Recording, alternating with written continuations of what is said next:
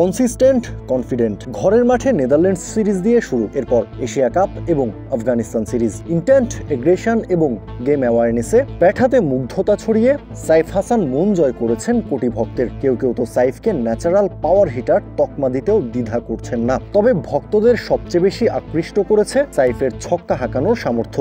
বাংলাদেশি কোনো ব্যাটার বলে কয়ে নিয়মিত এত বড় বড় ছক্কা হাঁকাতে পারেন। সাইফ হাসানের ব্যাটিং না দেখলে সেটা হজম করা খানিকটা কঠিনই হয়ে যেত সমর্থকদের জন্য। ছক্কা মারার কঠিন কাজটাকে যেন ডাল ভাতে পরিণত করেছেন ডানহাতি ব্যাটার, পরিসংখ্যানও বলছে।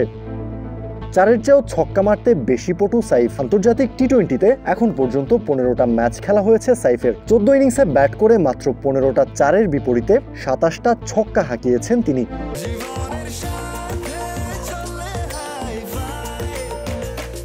স্বাস্থ্যকর অল টাইম হানিকম, সব সময় অল টাইম হেলদি লাইফ।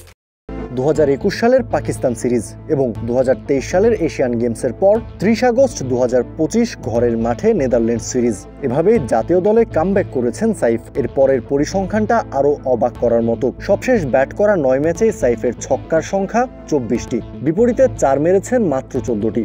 গড়ে প্রতি ম্যাচে 2.66টা করে ছক্কা এসেছে তার ব্যাট থেকে। বাংলাদেশের জার্সি গায়ে 15 ম্যাচে সাইফের গড় 32.72, স্ট্রাইক রেট 126-এর বেশি। এশিয়া কাপে শ্রীলঙ্কা এবং ভারতের বিপক্ষে ব্যাক টু ব্যাক 50 তো আছেই। সবশেষ ম্যাচে আফগানিস্তানের বিপক্ষে 50 সহ মোট 4টা 50 করেছেন ডানহাতি ব্যাটার। 30 কিংবা তারও বেশি রান করা ইনিংস আছে আরও 2টা।